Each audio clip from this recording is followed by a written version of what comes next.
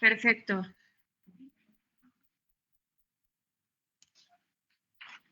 Yo estoy compartiendo pantalla, solo si me pueden confirmar que la pueden ver.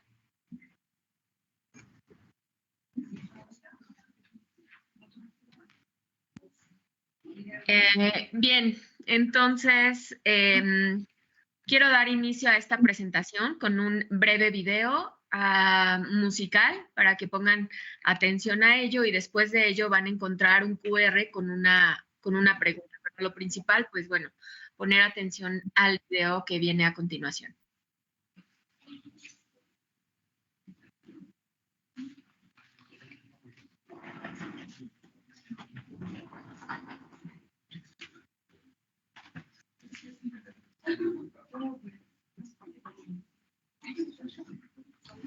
Perdón, Yadira, no lo escuchamos.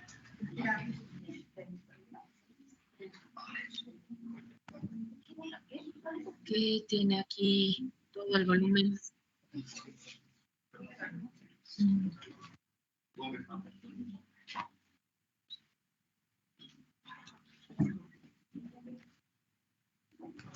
Si lo dejo en modo sin presentación, ¿lo oyen? ¿O tampoco?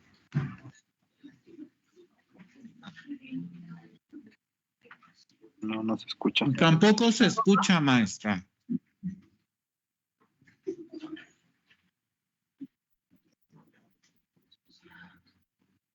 Es que tengo que... No, es que va a ser cuestión por el PPTX. Entonces, no sé si damos oportunidad a que se descargue desde Microsoft.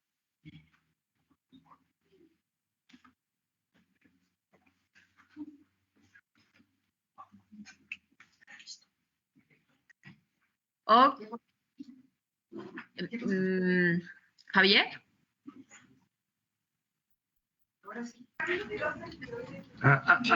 Adelante. Sí, para saber si pudiste proyectarlo desde descargado desde Office o continúo con la presentación desde acá.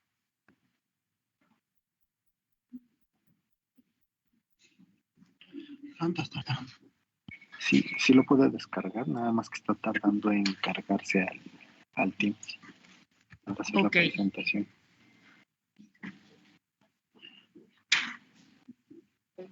Bueno, si no, les puedo compartir este video para que puedan tener para que puedan visualizarlo y para que puedan, la idea es darse cuenta cómo podemos conectar a través del arte y de la música con las emociones y lo que aquello nos despierta.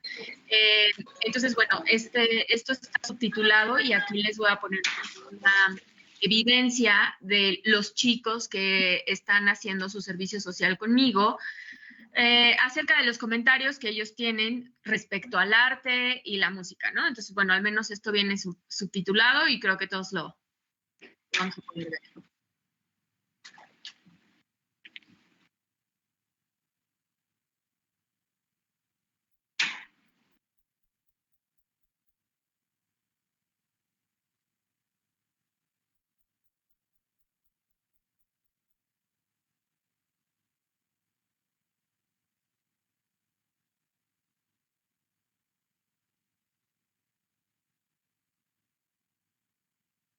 Perfecto. Entonces, les voy a pedir que me ayuden a escanear este código QR y posteriormente vamos a regresar a él porque aquí vienen unas preguntas que vamos a hacer en lo subsecuente de la presentación.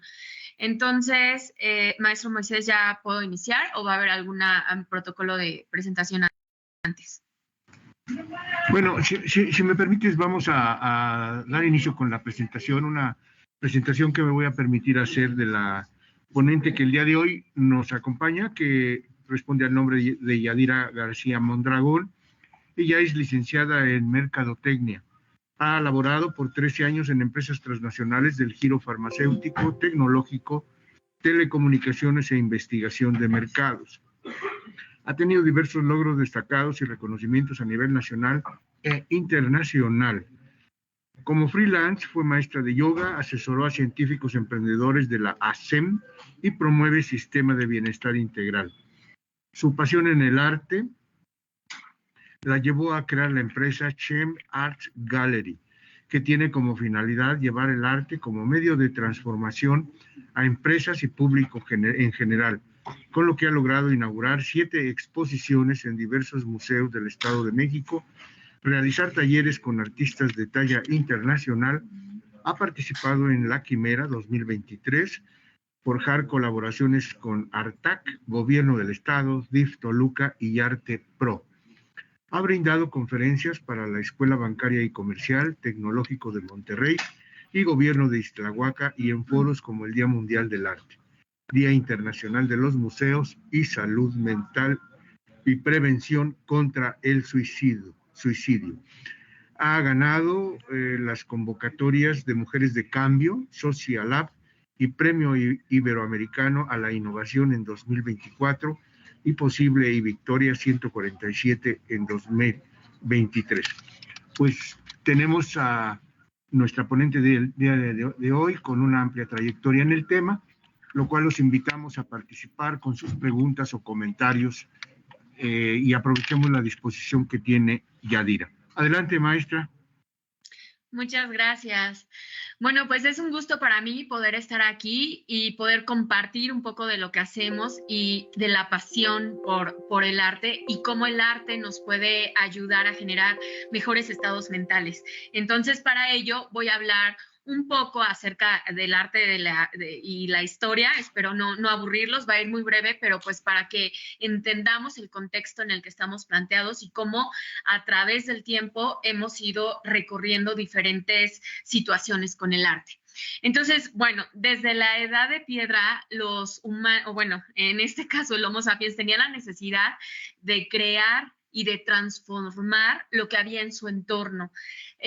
A partir de lo que ya había, existe un proceso de creación, a lo cual le llamamos creatividad. Y eso va desde la utilización de los cuernos del mamut para crear figuras corporales hasta la utilización de pigmentos naturales para crear las pinturas rupestres. Que mucho de ello hay aún vestigios. Acá les pongo un ejemplo en esta imagen. Hay lugares emblemáticos en México, como lo es en Peña de Bernal, no por la parte donde están las escaleras, sino en la parte de atrás, donde pocos tienen acceso. Hay una cueva donde se encuentran pinturas rupestres. También en Tlayacapan, en el Cerro del Tlatoani, que es un pueblo mágico muy cerca de Xochimilco, estamos casi a 2 horas de ahí. Ahí se han encontrado vestigios de pinturas rupestres. Y otro ejemplo es en Tonatico, que es esta foto que ven aquí, donde es una cueva que le llaman Las Manitas, porque en la parte de arriba hay manitas por todos lados. Se presume que era una especie de cocina. Y entonces ahí a través de lo que hacían y del hollín que salía de la cocina, pues quedaron esas manos pintadas en esa cueva, ¿no? Entonces desde ahí vemos cómo existe esa necesidad de estar en contacto con el proceso creativo. Después, bueno, no me voy a ir históricamente con tiempos establecidos para fines pragmáticos, solamente algo muy resumido. El barroco, que fue un movimiento que abarcó desde la literatura, la pintura, la arquitectura. Bueno, hubo grandes expresiones artísticas en este siglo XVII y XVIII, y que no está tan alejado de nosotros, ni es algo que no sepamos de ello. De hecho, esta fotografía que ven aquí en rojo es la maja desnuda diseccionada en esta exposición.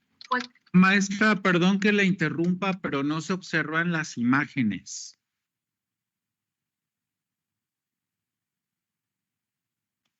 A ver, ahí se observan.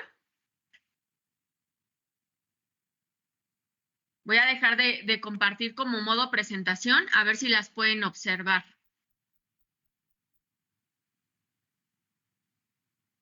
Desde la presentación de PowerPoint, ¿sí la observan? Ahí sí, adelante. Sí, ya se observa, maestra, gracias. Esta que está aquí era la que les decía de Tonatico. Esta que está aquí es la del barroco, ¿no? De la maja desnuda. Esta exposición fueron réplicas del Museo de Thyssen, en donde trajeron una exposición de luminarias, es decir, de lámparas en combinación con las obras de arte del barroco, de Velázquez y de los grandes. Por ejemplo, les comentaba, aquí está la maja desnuda. Algo que se identifica en el barroco es el uso de los claroscuros, ¿no? Por ejemplo, Las Meninas, que es una obra de arte bastante icónica. Nosotros desde ahí podemos ver cómo se utilizan las esquinas súper oscuras o encontramos lugares en la misma obra de arte casi negros y llegamos a la parte de los rostros o del cuerpo donde se ve una luz resplandeciente. Entonces, eso es lo que mostraba esta exposición con las luminarias, el juego de los claroscuros en la época del barroco. ¿Y qué decir después del movimiento de los vanguardistas, ¿no? Desde el fauvismo, dadaísmo, cubismo, surrealismo, en donde vinieron diferentes formas de expresión y de crear a partir de diversas técnicas, como lo creó David con el método paranoico crítico, que surge a partir del estudio del psicoanálisis y del inconsciente y los sueños, que de hecho también hubo una exposición interactiva en donde conjuntando la inteligencia artificial, la tecnología y el arte de Dalí, hubo una suposición de cómo pudieron haber sido creadas esas obras o cuál es el contexto y la historia que estaban creando. Este video espero se pueda proyectar. ¿Sí lo ven?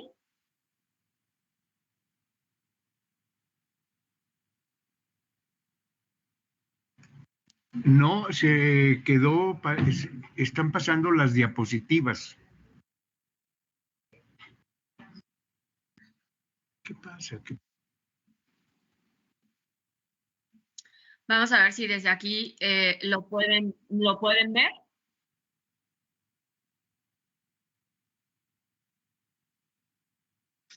No se está proyectando. Ay, caray, es que hay un tema aquí que no sé por qué no me deja proyectar a través de la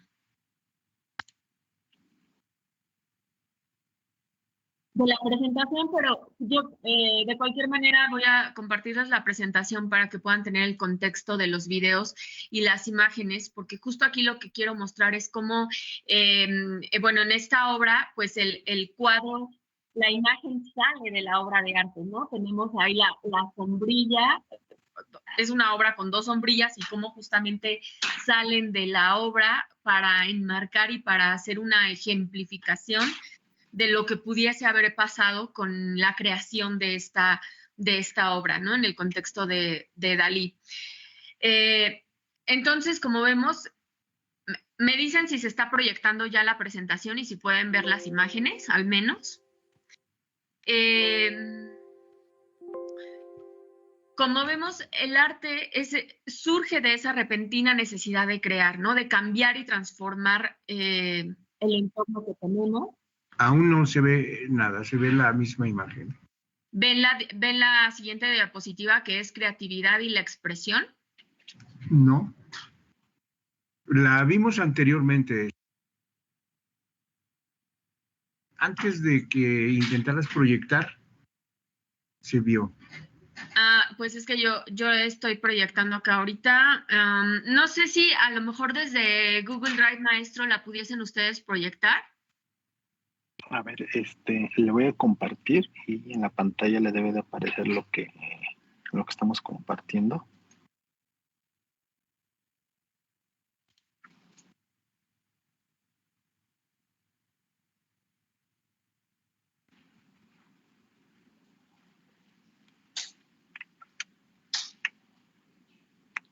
Correcto, y si quieren desde ahí ustedes lo comparten para que ya se pueda visualizar.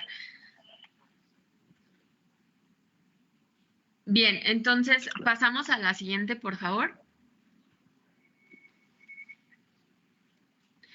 Ahora, el arte y la creatividad y la expresión, ¿no? Cómo a partir de lo que se crea, no solamente está surgiendo de la nada y no solamente se da por un proceso súbito, sino que hay diferentes conexiones que nos llevan a crear esas cosas. Aquí tenemos el ejemplo de Adrian Hill, que fue un artista que justo intentó plasmar en su arte la propia enfermedad mental, ¿no? De la que él padeció. Y ejemplos como él, pues tenemos a varios, como lo fue Van Gogh. El impresionismo muestra lo que se ve, ¿no? El arte del impresionismo es mostrar lo que hay alrededor. Entonces, ¿eso qué significa? Bueno, significa que para Van Gogh, cuando que hacía sus creaciones, estaba en un momento presente donde estaba conectado con lo que había a su alrededor, pintando desde los girasoles hasta autorretratos, hasta la noche estrellada, ¿no? Viendo y estando en presencia completa de lo que había en ese momento. No se iba a estados imaginativos como en el caso del surrealismo. Y eso, por supuesto, que tiene un impacto en las funciones cerebrales para no perderse dentro de paranoias o enfermedades mentales, ¿no? De la psicosis que él fue diagnosticado. O, por ejemplo, Frida Kahlo, que si ustedes han tenido oportunidad de ir a la Casa Azul, pues vemos muchas de sus obras que a veces no son tan compartidas con los fetos de los abortos que ella tuvo, ¿no? Tratando de sanar esa parte de su vida en donde no pudo tener la realización de ser madre, que incluso aquí, en esta imagen que vemos cómo carga a Diego como si fuera su hijo, como un niño, y ambos sostenidos por algo mayor, ¿no? En este caso, por esta mujer verde, como haciendo una representación o alusión a que es la madre, la tierra, la que lo sostiene. Y bueno, a través de sus obras también vemos la representación de su accidente, ¿no? En este caso, el accidente que ella tuvo y cómo muchas de sus obras van mostrando esa frustración de quedar pues un tiempo en cama sin poder hacer otra cosa más que pintar. Entonces, desde ahí ya vemos cómo el arte se está utilizando con un propósito de expresar y de sacar toda la parte de dolores, de problemas o de incluso traumas que se han venido sufriendo, como lo fue Kandinsky también, quien fue igual padre de la pintura abstracta, quien fue también diagnosticado con algunas disrupciones mentales. Y vemos aquí como, por ejemplo, esta imagen que tenemos de los círculos, decía, para él el círculo es un trozo de hielo en el que su interior arde una llama. ¿Eso qué evoca? Pues nos evoca a las emociones nuevamente, ¿no? Y que a través del hielo y de toda esta capa de frialdad podemos encontrar una llama que, refiriéndose a las emociones, pues a un corazón herido o a un corazón que ama o a un corazón que está sintiendo. Y todo surge y nace a partir de las emociones. Y estos procesos de creación, pues justo es lo que dan a partir de lo que ellos están evocando con sus emociones. Y, por ejemplo, bueno, esta imagen es de un libro que adquirí en la Feria del Libro. Por cierto, todas las imágenes pues son reales, no quise bajar ninguna de internet para mostrar cómo se pueden acercar al arte de manera pragmática y muy sencilla. Este libro costó 20 pesos, ¿no? En una oferta en la Feria del Libro que se hace en el CIESEM cada año. Entonces, de esa manera es como vamos a ir conociendo y explorando las diversas imágenes que traigo aquí con experiencias reales de cómo sí es posible acercarnos al arte. La siguiente, por favor.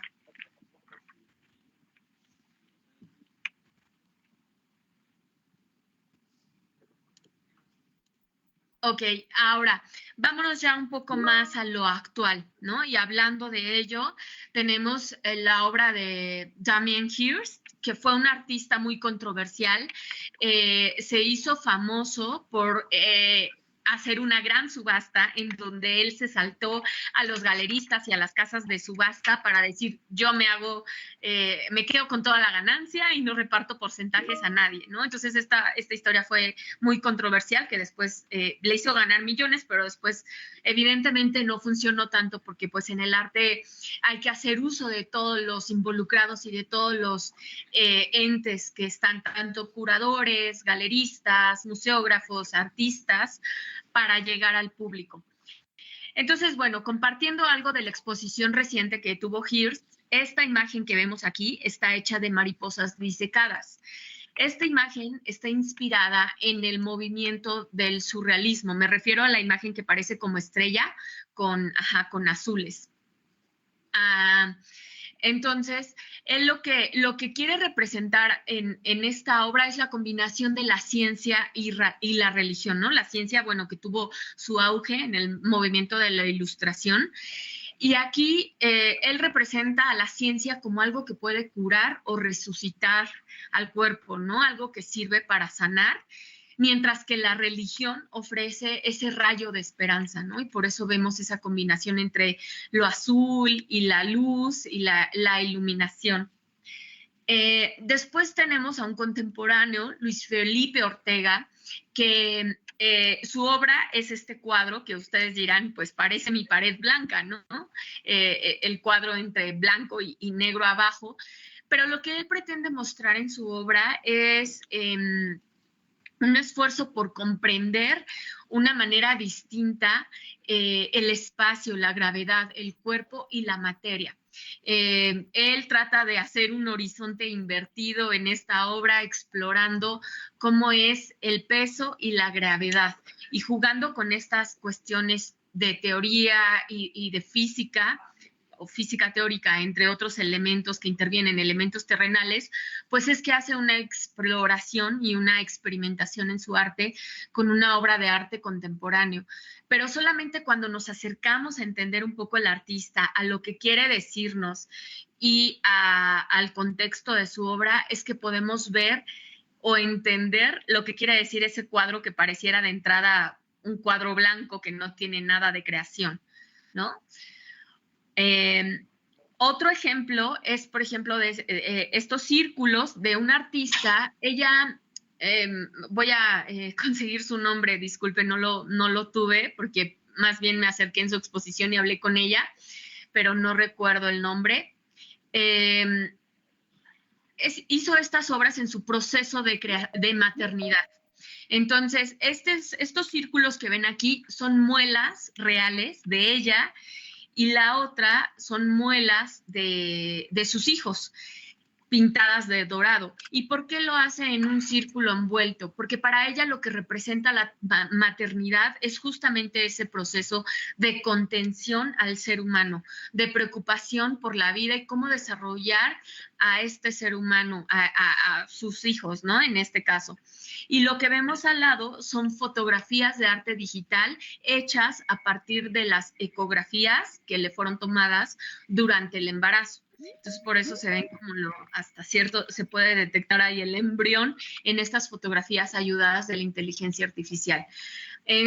Aquí lo que vemos nuevamente en el arte es esa manera de expresar, es esa necesidad de comunicar a partir de lo que se está viviendo. Si bien no estamos hablando de una enfermedad mental, estamos hablando de un proceso maravilloso de crear vida y de cómo esta artista experimentó y todo lo que vivió durante el embarazo y los primeros meses y años de sus hijos para poder darse cuenta del símbolo y de lo que significa la maternidad hoy en día. Siguiente, por favor. Entonces, de ahí nos vamos ahora sí a la parte de las neurociencias y cómo ahora es el arte dentro de, pues ya enfermedades mentales o hablando del estrés. En el 93, en un hospital en Londres, se hizo un experimento en donde se crearon instalaciones artísticas al centro del hospital. Entonces era un hospital en forma de hexágono, donde en el centro era un árbol pintado con manos de colores, ¿no? para que así todas las habitaciones pudieran ver hacia esa instalación artística. También se guiaban con otras prácticas artísticas como conciertos en la sala de oncología. Y los resultados que vimos, o bueno, que se vieron aquí, fue que el 80% de los encuestados dijeron que disminuyeron su estrés. Esto hablando de los empleados que trabajaban en el hospital. El 87% les ayudó a mejorar su humor y el 76% dijo que les ayudó a distraerse de sus problemas. Entonces, aquí vemos cómo con un mínimo esfuerzo de llevar el arte con instalaciones artísticas y con conciertos y con una participación activa entre pues tanto los enfermos como los empleados, se vio una mejoría en los estados mentales de quienes habitaban o bueno, quienes pasaban la mayoría de sus horas en ese hospital. Después, en un programa en la Universidad de Harvard, se encontró que la participación en actividades artísticas pueden reducir la percepción del dolor hasta en un 30%. Y eso a raíz de que la mente está enfocada en el momento creativo. Y mientras estamos creando, estamos concentrados. Era un poco como lo que les hablaba de Van Gogh, ¿no? Cuando el impresionismo pinta lo que ve y está plenamente en el momento presente haciendo ese proceso de creación. Ahora, la imagen que vemos abajo de esta chica con el cabello entre verde y azul es de un videojuego. El videojuego se llama Gris. Este videojuego fue creado por españoles para ayudar a combatir. En este sentido, bueno, el videojuego inicia con la muñeca o el personaje en gris. Todo su mundo es gris y todo inicia en blanco y negro y el personaje va con la cabeza agachada, literal, como cuando alguien está en depresión o en tristeza profunda. Y entonces sigue todo el tiempo hasta que va subiendo de nivel y conforme va subiendo de nivel se van pintando de colores su mundo y de repente aparece el azul, de repente ya va apareciendo el amarillo y así va subiendo de niveles hasta que cuando llegas al final del videojuego es un mundo lleno de colores y el personaje ya tiene una postura erguida, una sonrisa, unos ojos abiertos y una actitud diferente. Y ahí de nuevo vemos cómo hasta el arte digital es un proceso de creación. Veamos si se puede reproducir, por favor, el video de arriba. El video no funciona, padre. No podemos acceder al programa. Suele, padrino, suele. A ver si es posible que se proyecte. Abre tu WhatsApp. En este video es del artista Bill Viola, que lamentablemente falleció hace un par de meses. Él hacía instalaciones artísticas de videoarte. Entonces, esta exposición es del ex recinto Santa Teresa, donde habla de los procesos meditativos.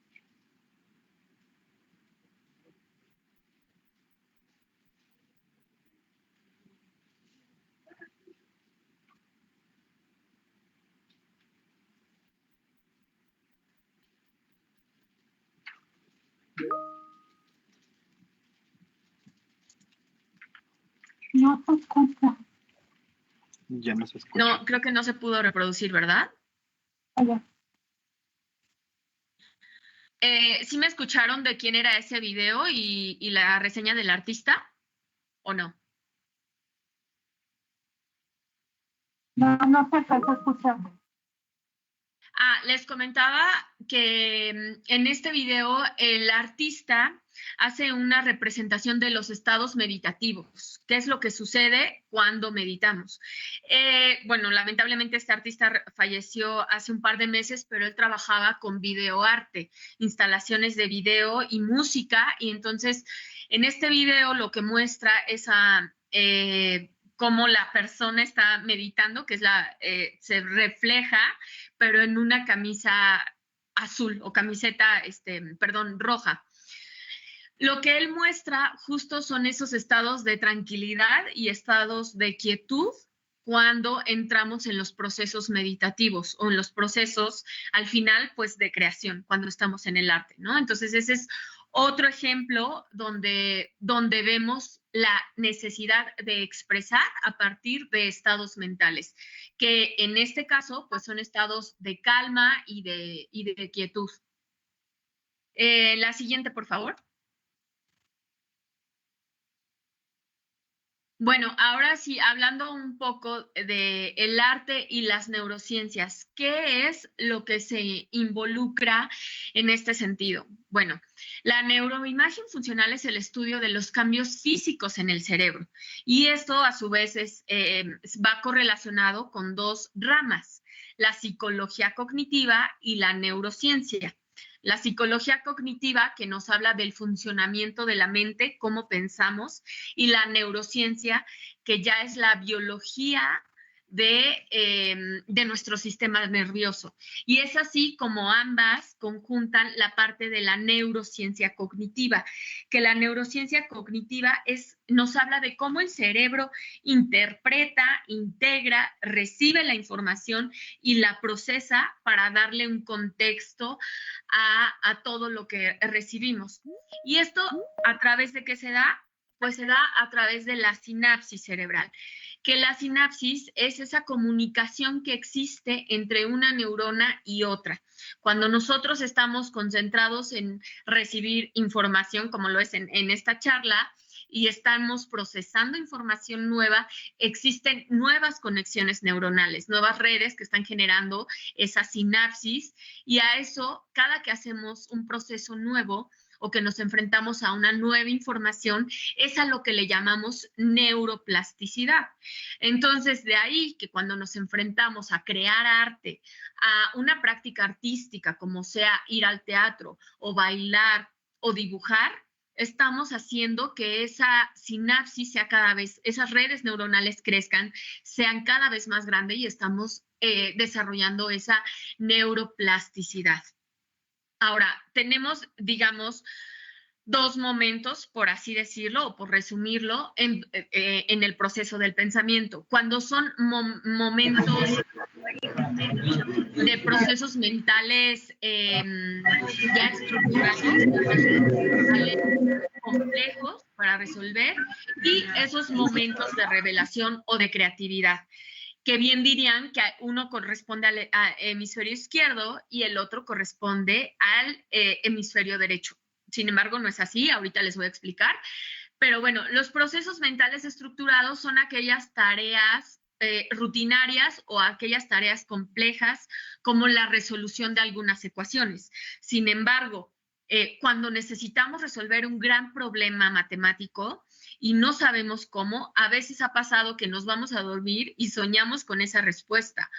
O dejamos de pensar en el problema, salimos al parque o salimos al cine con un amigo o nos vamos de fiesta y de repente es cuando ocurren esos momentos de revelación, que es el famoso eureka, cuando encontramos la solución a algo en lo que habíamos estado pensando y pensando todo el tiempo. ¿Y por qué ocurre eso? ¿Por qué ocurre cuando estamos fuera del problema y no cuando estamos pensando en cómo resolver ese problema? Bueno, pues eso ocurre porque justamente nuestro cerebro necesita de esa combinación tanto del cerebro, de la parte izquierda como la parte derecha del cerebro, y cuando nosotros nos despejamos y nos damos un proceso de conectar con nuestra creatividad, pues la creatividad es la capacidad de crear que no solo crear arte, de crear soluciones a esos problemas a los que hemos estado pensando o a resolver esas integrales a las que hemos estado dando vueltas y no sabíamos cómo hacerlo. Entonces, eso ocurre cuando damos pie a procesos creativos que ayudan a poder solucionar procesos pragmáticos o digamos mucho más mentales, ¿no? Que hablábamos del hemisferio izquierdo. Ahora, los hemisferios se conectan a través del cuerpo calloso. Es por eso que les digo, hay una red mucho más compleja en el cerebro, que no es solo que le toque la parte creativa al hemisferio derecho y la racional al izquierdo. A través de esta comunicación es que nos hemos dado cuenta que toda la parte de creatividad es mucho más compleja y no solo se desarrolla a través de la novedad o a través de esta práctica creativa, sino a través de cómo en la rutina y en lo que le supuestamente correspondería al hemisferio izquierdo, también en la rutina podemos encontrar esos momentos disruptivos de creatividad, cuando damos el giro y ponemos esos momentos novedosos a nuestra rutina diaria. Por ejemplo, un nuevo ingrediente en nuestro desayuno, o por ejemplo, en lugar de despertarnos y directamente ver el celular, salir al sol, tomar un poco de vitamina D y estirar el cuerpo. Esos pequeños cambios ya están creando la novedad en la rutina, lo cual puede ser sumamente beneficioso para las tareas subsecuentes del día. Ahora, algo importante que se ha encontrado es que cuando una parte del cerebro se afecta, la otra se ve beneficiada. Eso quiere decir que, por ejemplo, cuando la parte del hemisferio izquierdo sea afectada o dañada, ¡pum!, de repente surge una creatividad, surge un arranque de creatividad en nuestro hemisferio derecho. Entonces, eso quiere decir que la falla o el daño en el hemisferio izquierdo potencializa que surjan estas partes creativas de manera súbita o dinámica. Siguiente, por favor. Es ahí, como les digo, que también existe esta relación, ¿no? Que no solamente la creatividad es del hemisferio derecho, sino que el hemisferio izquierdo impacta en ello.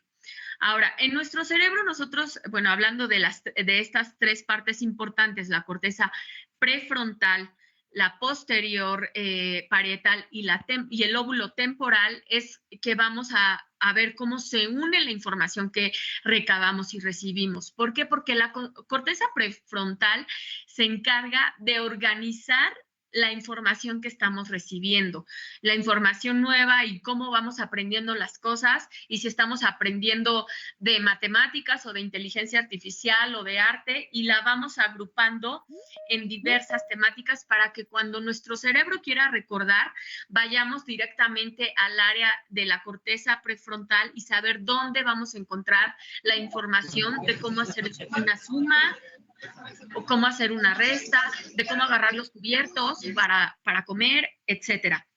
Después viene la parte de la corteza posterior parietal.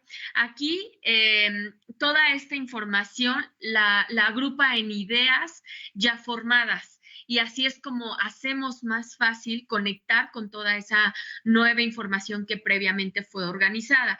Y después, en el lóbulo temporal, se hace esa asociación de toda esa información para poder recordarla, ¿no? Para llevarla después a la memoria de largo plazo y saber cómo podemos hacer uso de esa información que aprendimos en algún momento.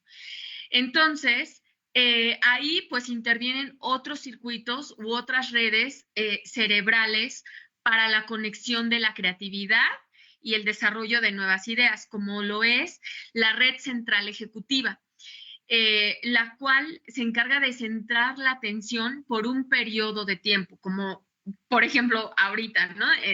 En teoría deberían estar atentos a esta presentación.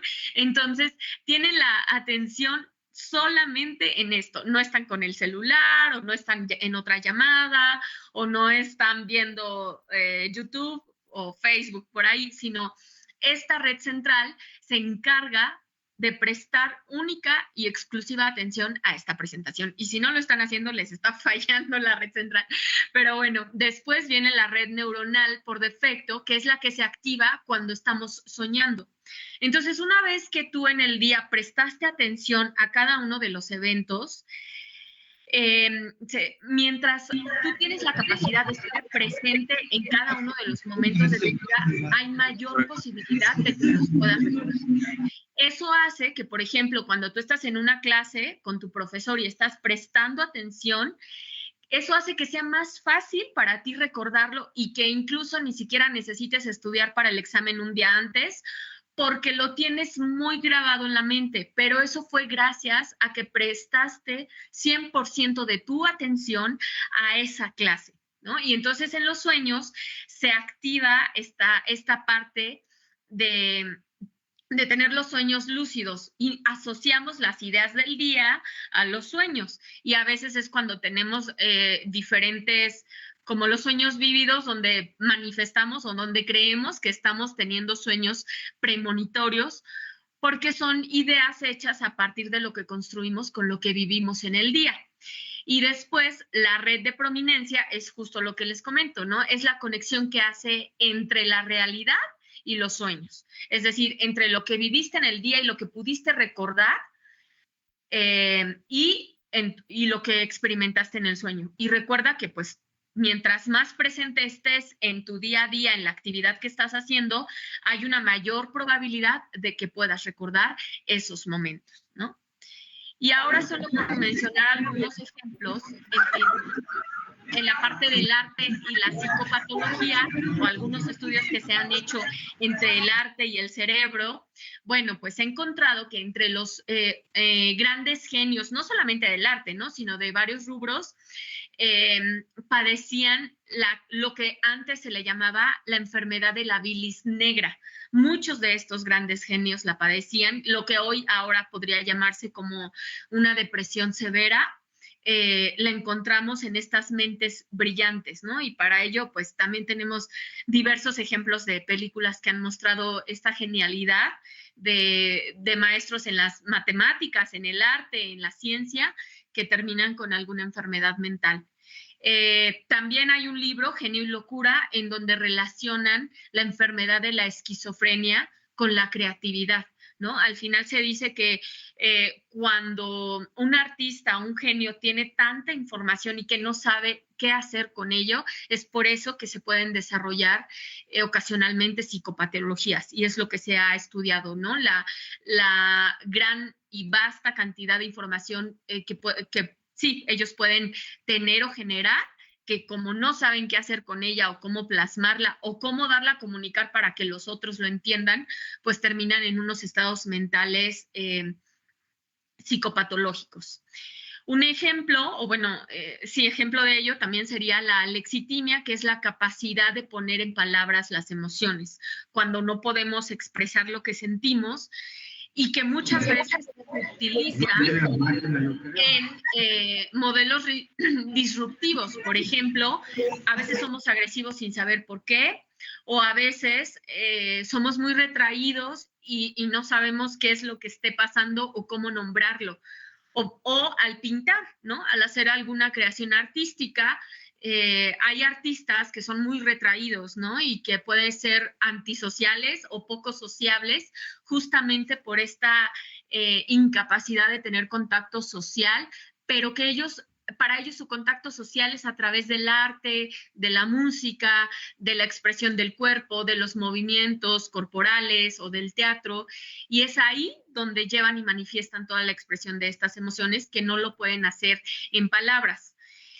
Y la otra es la psicolexia, que es el estudio cualitativo de nuestras funciones cerebrales.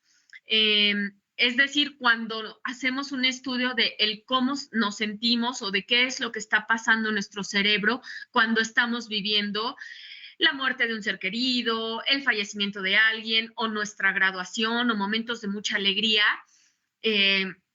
Pero ¿cómo vamos a estudiar todo esto de forma cualitativa? Porque esto se vive de manera diferente para cada uno.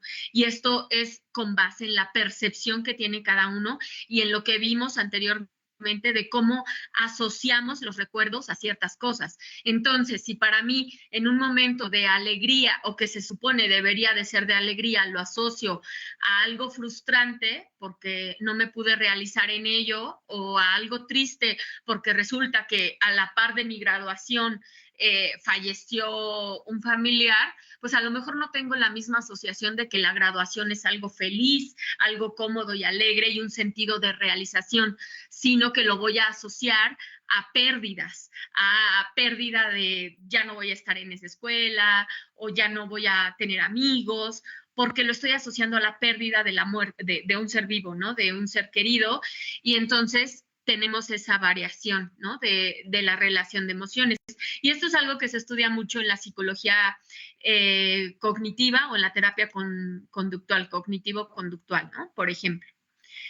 Ahora, si pueden acceder al QR, no sé si pudieron escanearlo, si no, pediría que subiesen a la primer diapositiva, por favor, para que puedan escanear el QR y ver la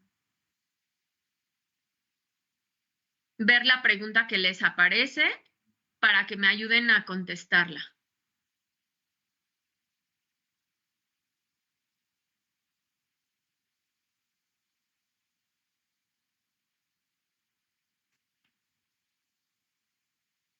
Está en el primer, hasta arriba, en el primer slide, el QR, porque no sé si todos tuvieron oportunidad de escanearlo.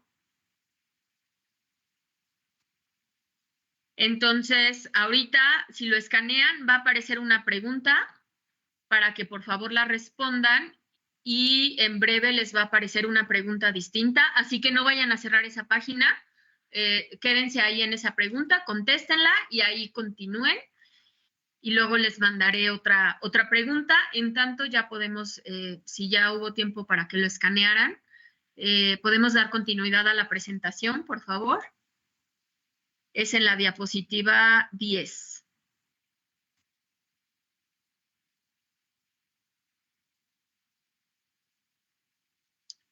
Entonces, ahí, correcto. Entonces, ¿qué pasa con los estados mentales y los jóvenes? Bueno, se han encontrado en estudios recientes, de acuerdo a la OMS, donde el 8.2 de los adolescentes entre 10 y 19 años padecen de ansiedad. El 4% en este mismo rango de edad padecen de depresión. Y casi el 6% padece de TDA. Y también es relevante mencionar este dato que se ha encontrado que quienes han experimentado una embriaguez importante o digamos su primer borrachera en la vida, el 5% lo hizo a los 13 años y el 20% lo hizo a los 15 años. Esto quiere decir que a mayor edad va subiendo ese porcentaje.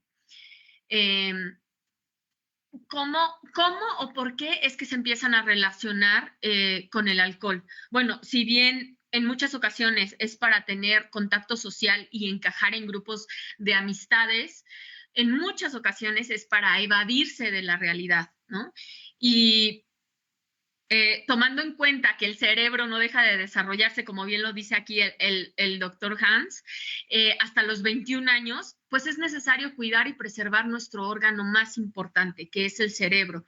Y no bien así evitando de tomar, pero pues sí haciéndolo en condiciones donde sabemos que podemos controlarnos y no perder ese control hasta llegar a la embriaguez total, como dice.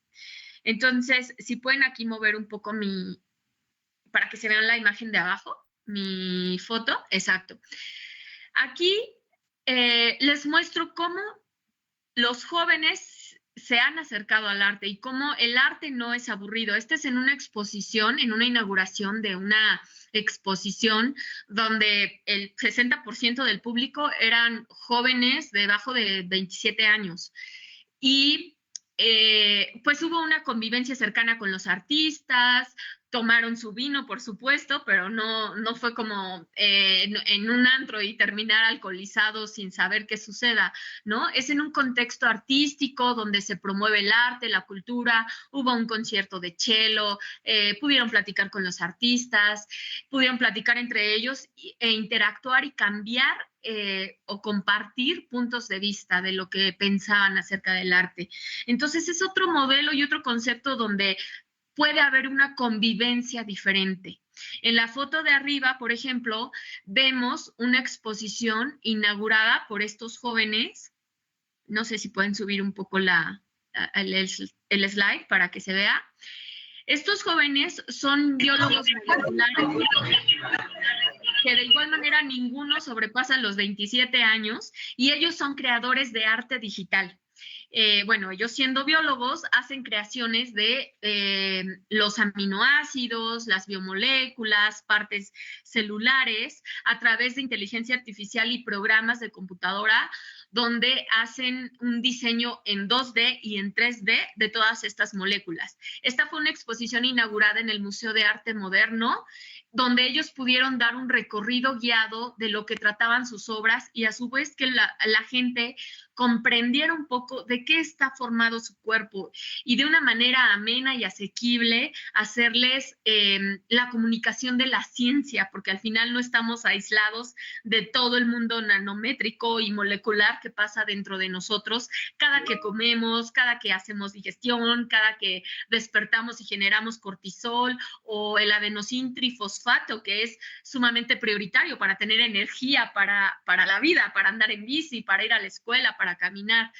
Todo eso no es un mundo aislado de nosotros y aquí ellos nos los hicieron saber de una manera amena y en un léxico muy común, a manera de que también los jóvenes, y siendo ellos jóvenes, pues pudiésemos entender la ciencia de una manera distinta, ¿no? Entonces, ahí les pongo ejemplos de cómo sí es posible que se acerquen al arte, solo es necesario despertar y cultivar el interés por otro tipo de cuestiones y por otro tipo de actividades, pues para despertar otro tipo de conexiones y redes neuronales, ¿no? Ahora, si podemos regresar bueno, pueden ustedes, público en general, regresen al link donde escanearon el QR y ahora les va a aparecer otra pregunta para que por favor hagan su votación ahí en esa pregunta y suban sus respuestas.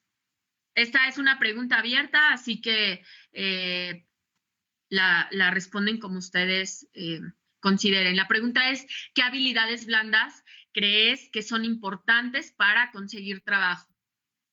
Entonces, si me ayudan a irla respondiendo, en lo que vamos avanzando a la siguiente diapositiva, por favor.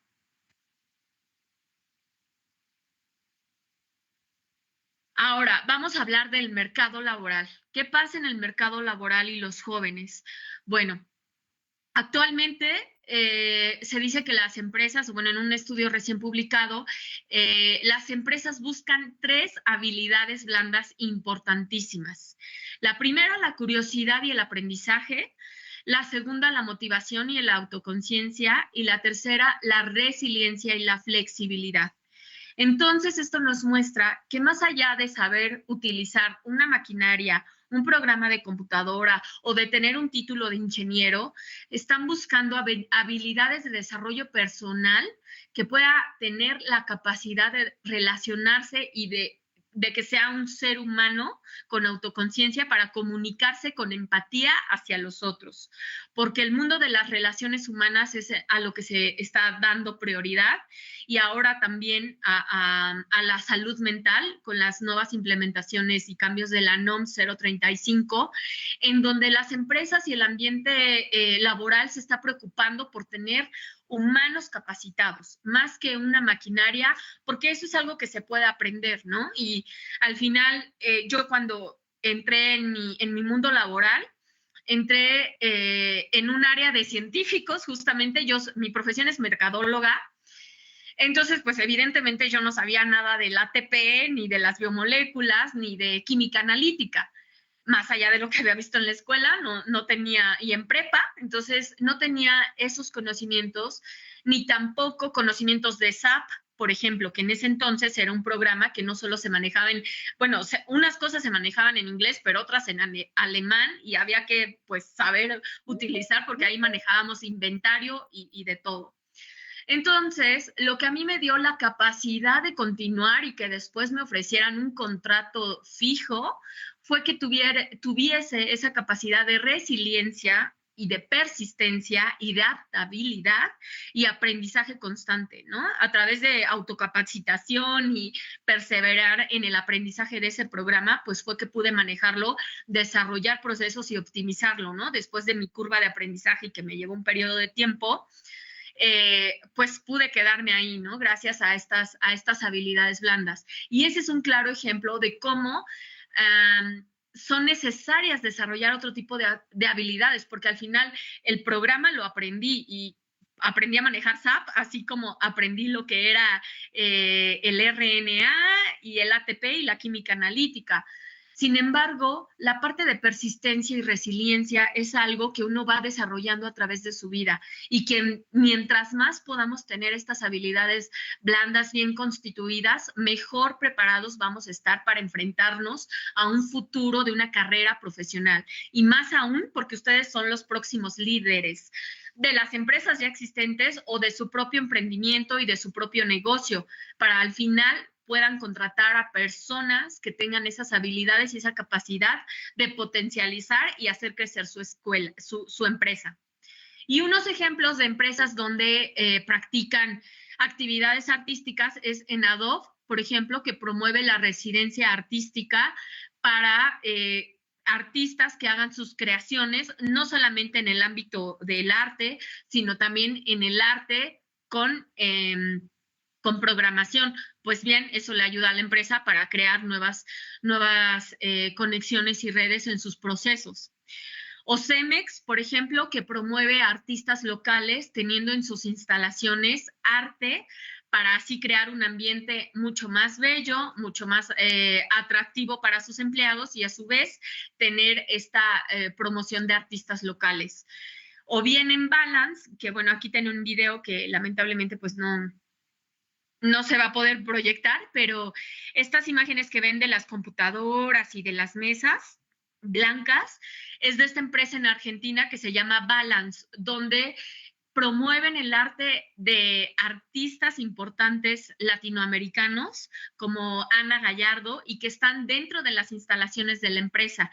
Y entonces, no solamente son obras de arte colgadas en los muros, sino también tienen instalaciones artísticas interactivas donde los empleados pueden interactuar con ellos. Y entre la sala de juntas, el comedor o las salas de esparcimiento, ellos pueden tener contacto con estas bellas obras de arte y así despejarse por unos minutos en lugar de salir a fumarse el cigarro o a comprarse algún souvenir en la tienda. Promueven la convivencia con unas de las obras más, de artistas más importantes a nivel LATAM. O, por ejemplo, Banamex, que tiene su propia colección de arte para promover y preservar el arte mexicano, como lo es esta obra en gris que tenemos aquí de Manuel Felgueres, o estas montañas que pueden ver abajo del doctor Artaud, o bien la que vemos arriba, que he dicho, bueno, está como de cabeza, pero bueno, es de Diego Rivera, ¿no? Tiene una colección de más de 1000 obras de los artistas más importantes contemporáneos en México, para así preservar la cultura y el arte. ¿Por qué es importante? Porque al final, pues esto es lo que sostiene nuestra identidad, no solamente como seres humanos, sino también como nuestra patria, ¿no? La identidad y preservar la cultura mexicana. Y esto es a lo que ustedes se van a enfrentar en un par de años, cuando ya estén liderando o estén establecidos en alguna empresa o en algún mundo corporativo. Es muy importante que lo tomen en cuenta, no solamente para desarrollarse ustedes, sino para desarrollar a todo un equipo de trabajo que puedan tener estas habilidades blandas que los lleven a saber cómo dirigir y preservar esa empresa, pero también cómo tener seres humanos comprometidos con la empresa y que se puedan poner la camiseta y que puedan trabajar todos por un bien común.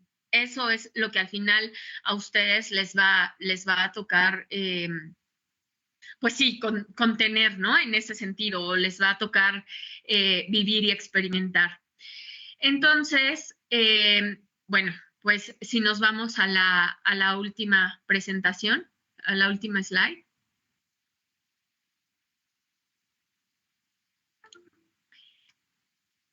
Y bueno, pues así es como nosotros hacemos esto, ¿no? Hacemos este proceso de sinapsis con el arte y el cerebro a través de diversas prácticas artísticas, no solamente pintando, sino a veces asistiendo a diferentes exposiciones. De igual manera aquí tenía videos, pero bueno, vamos a evaluarla, a ver las fotografías. Aquí vemos a la orilla a un chico con sus 2 obras de arte. Esto fue en un taller que dimos en Metepec, donde él tenía la intención de salir con una obra de arte parecida a la de Basquiat, ¿no? Él era su artista predilecto, y entonces fue todo un proceso de creación interesante, y si ven, la que tiene en su mano derecha es la de Basquiat, fue la que salió como diferente a todas las demás, de todas las demás personas que estaban pintando sus obras, porque él quiso plasmar su propia identidad ahí. Si bien tenía un referente de Basquiat, pues él hizo una obra de arte acorde a lo que a él le llamaba, ¿no? No como todas las demás.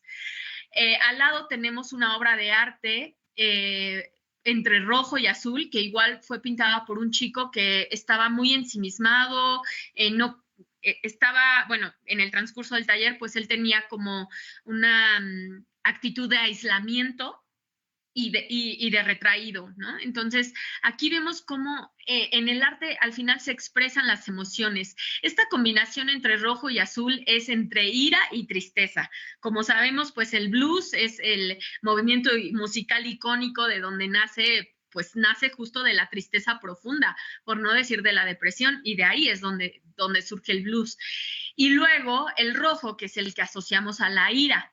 Y bien sabemos que la ira es una manera de promover, o más bien una manera de expresar una tristeza profunda. Cuando ya no podemos expresar una tristeza a través del llanto, de estar melancólicos y decaídos, se promueve esa tristeza con el enojo, ¿no? Es como nuestra primer barrera. Entonces, en esa obra de arte vemos esa creación. Después, bueno, voy a compartir pantalla a ver si para que se pueda visualizar las últimas obras que tenemos. Y me dicen si las están viendo, por favor. Aquí tenemos, ¿sí ven la presentación? Pues la veíamos. Ahí está. Sí se ve. Sí se ve. ¿Sí? Perfecto. Aquí vemos, este fue un evento en el Senado donde estaba lleno de ingenieros petroquímicos, arquitectos, abogados. Sin embargo, todos fueron animados a participar e intervenir en una obra de arte, ¿no? Acá están los 2 lienzos en la parte de abajo, donde podemos ver el amarillo representaba toda la parte de fuente y recursos naturales, y el negro representaba ya la tecnología y la intervención del ser humano para utilizar esos recursos naturales. El foro era la cumbre energética de sostenibilidad y energías alternativas. Entonces, por eso fue la temática de las obras. Y al final, bueno, en este video pues, se ve, no sé si se puede ver el video. ¿No lo ven? No. Sí, Ya. se ve. Ya, ahora sí. Aquí es como se ve, ¿no? Como inicia con una casa, con un ojo, con un árbol, con cualquier cosa que ellos se animaron a pintar, y al final los artistas intervinieron la obra para dejar una obra de arte terminada, dando a entender de lo que trataba cada una de las obras, ¿no? Esta fue la intervención, ya el resultado de la obra final. Aquí fue igual una exposición con un concierto previo a la exposición de arte. Aquí trabajamos con niños creando un cubo donde en cada uno de los lados de ese cubo ellos pintaban una emoción. La frustración, la tristeza, la alegría, y una vez pintando esa emoción, la actuaron en una obra de teatro experimental para así enseñarles la manera sana de comunicar y de expresar las emociones, ¿no? A ver si se ve este video. Lo voy a reproducir de nuevo y me dicen si sí se ve.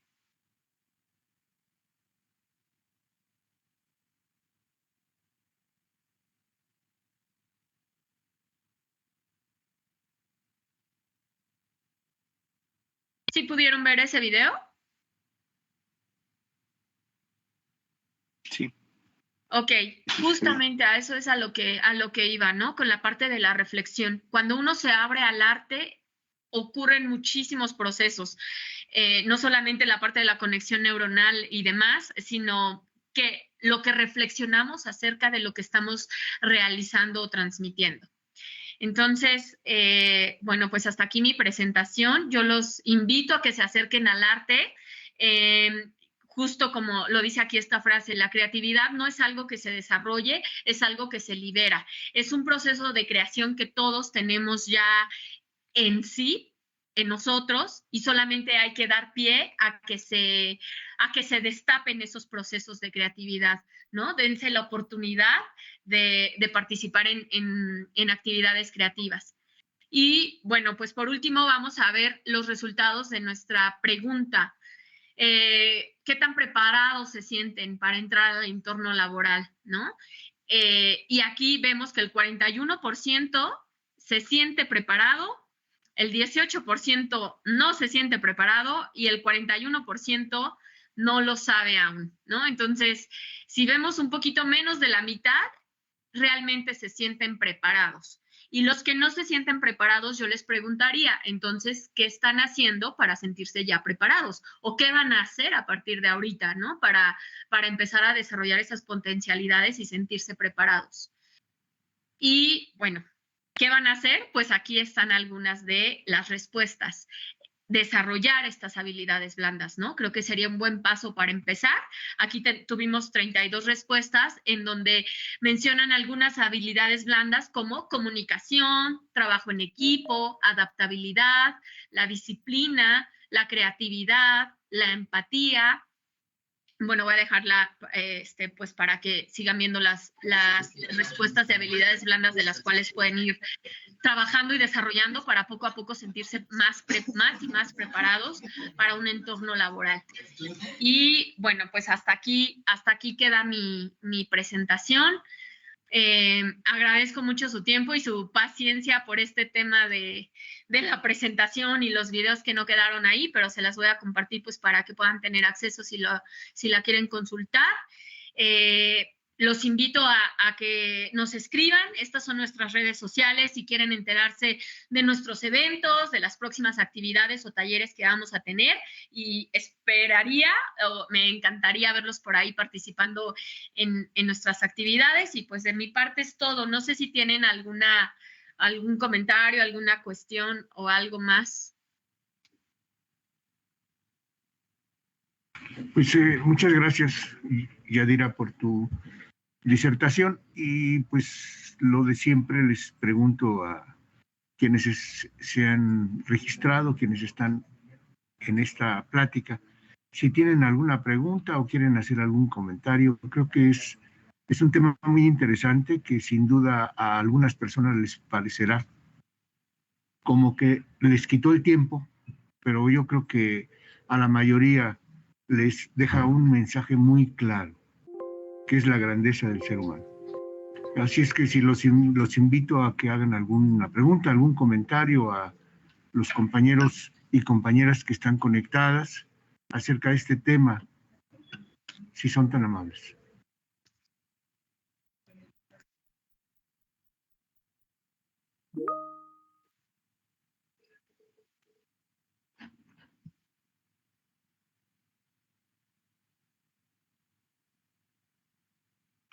Adelante, Carlos.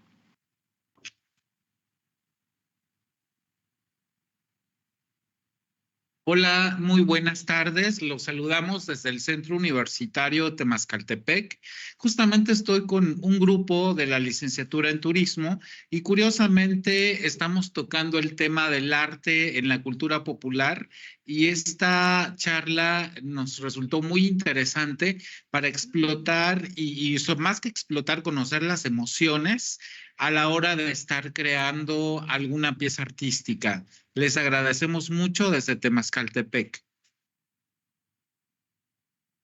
Qué bueno, me alegra muchísimo haber aportado.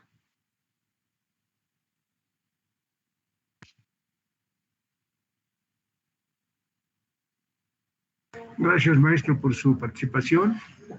Y si algunos de sus alumnos desean hacer una pregunta, adelante, con mucho gusto.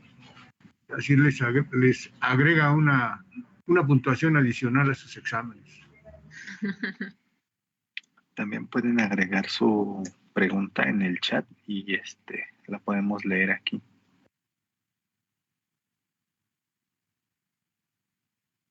Sí, correcto. Para quienes tengan pena de preguntar o salir en cámaras. Doy lectura a un comentario de Joana Maldonado, que agradece el tiempo y el compartir sus conocimientos con temas tan trascendentales. Muchas gracias. También hay del Centro Universitario Valle de Teotihuacán, están agradecidos y quedan pendientes de alguna otra participación. Bueno, en el caso del Valle de Teotihuacán, Yadira, tenemos un centro universitario ahí en el Valle de Teotihuacán. Creo que es una zona muy interesante. No sé si quisiera comentarle algo sobre cómo pudieran ellos aplicar el arte en su salud mental. Maestro, Alexa tiene su mano levantada. ¿Contesto primero o vamos con Alexa? Adelante, Alexa. Sí, adelante, Alexa. Buenas tardes. Primero que nada, soy alumna de nuevo ingreso de la Facultad de Medicina, licenciatura en Nutrición, y lo que explicaban de la parte esquizofrénica de los artistas, bueno, que pueden desarrollar eso, sería el caso por el que Van Gogh se cortó la oreja. Pues hay muchas teorías acerca de eso, ¿no? De hecho, no se había diagnosticado como esquizofrénico primeramente, ¿no? Se decía que sí padecía alucinaciones, pero mucho debido, pues, al proceso de culpa que él tuvo, porque, bueno, era una persona muy religiosa y, bueno, pues, estar en el mundo del arte donde se reunían en tuburios, porque al final era el lugar donde tenían también a las musas y era el lugar donde ellos podían conseguir algún tipo de inspiración para sus obras, ¿no? Y de creación, y pues donde eran atendidos por ellas. Entonces, bueno, viviendo en todo este contexto, es que él primero entra en un proceso de culpabilidad debido a que pues su padre era religioso, muy religioso.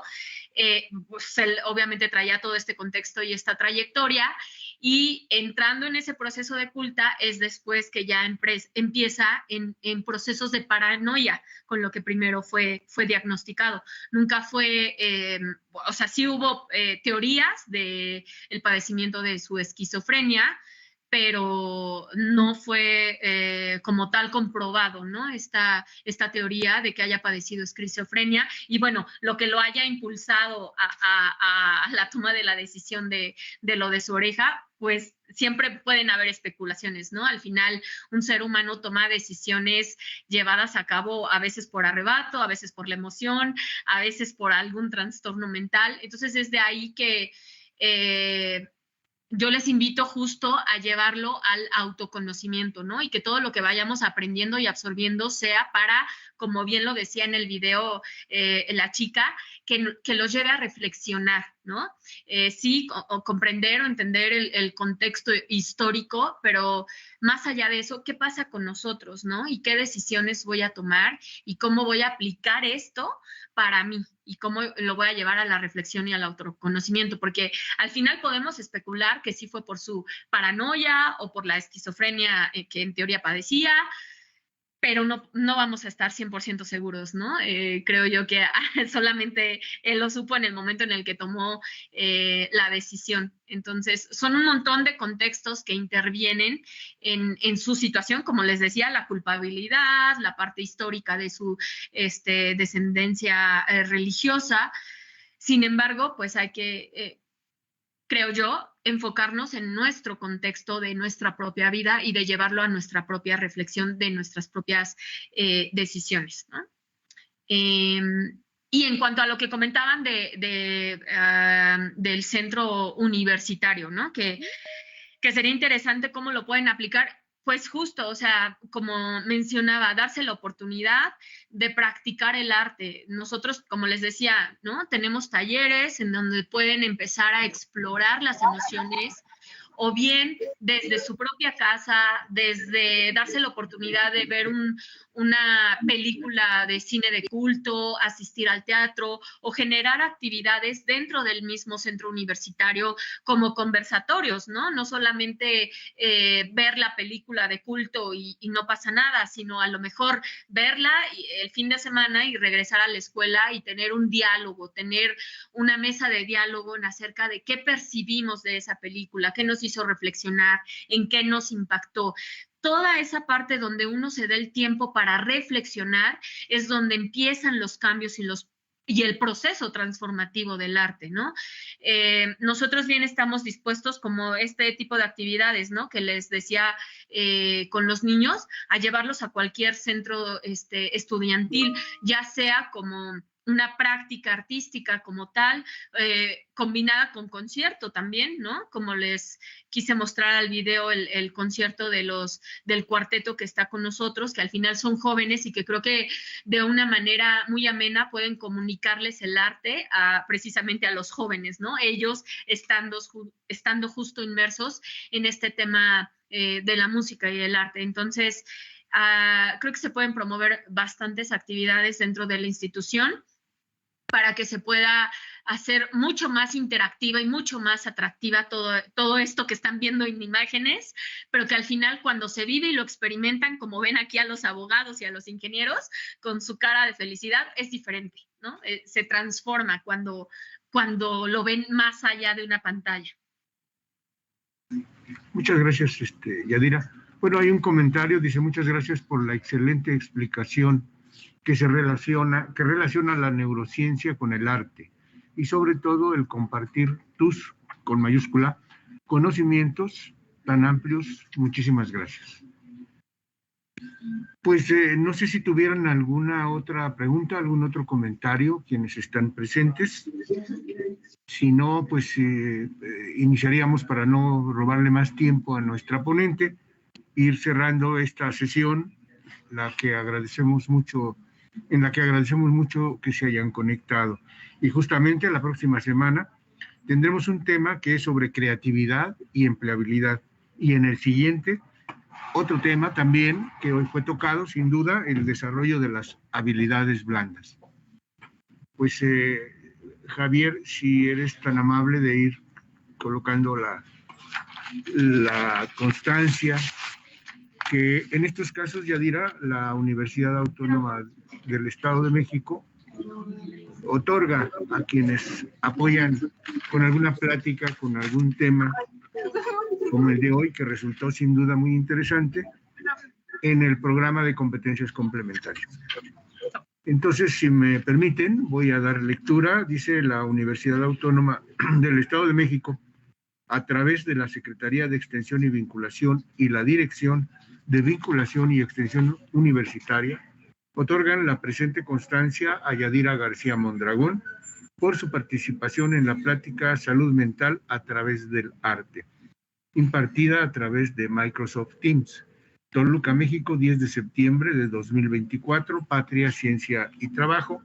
2024, conmemoración del 60 aniversario de la inauguración de Ciudad Universitaria, y es firmada por la licenciada en Derecho Sandra Alejandra Garduño Romero, quien es la directora de Vinculación y Extensión Universitaria, y quien por mi conducto pues agradece mucho tu participación, esperando contar más adelante con otra plática.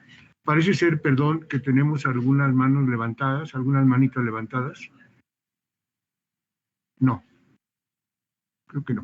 Bien, pues no sé, finalmente, Yadira, si deseas dejar algún mensaje a nuestra comunidad estudiantil, te lo agradeceríamos mucho.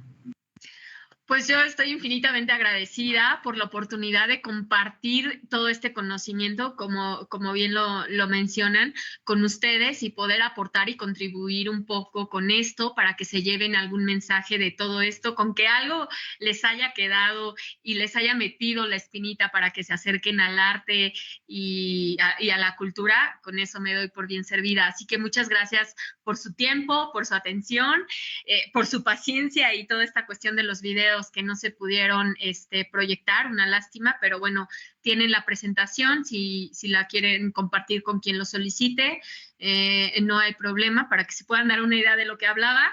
Y pues nada, muchísimas gracias, feliz de participar con ustedes. Y el último mensaje, pues acérquense al arte, no le tengan miedo, que tiene mucho que mostrarles y mucho por donde aportarles, no solamente en el ámbito cultural y artístico, sino justamente como en todas estas habilidades blandas que ustedes mismos respondieron. Así que gracias por todo. Al contrario, muchas gracias. Hasta pronto. Y bueno, Chao. al maestro Carlos Cardoso y a la maestra Elsa Teresita Rodríguez también les agradecemos mucho que hayan participado y que con sus alumnos también estén apoyando este programa de competencias complementarias. Y quien desea o deseara contar con la presentación, si son tan amables, escríbanos y con mucho gusto se los compartimos. Muchísimas gracias y hasta pronto.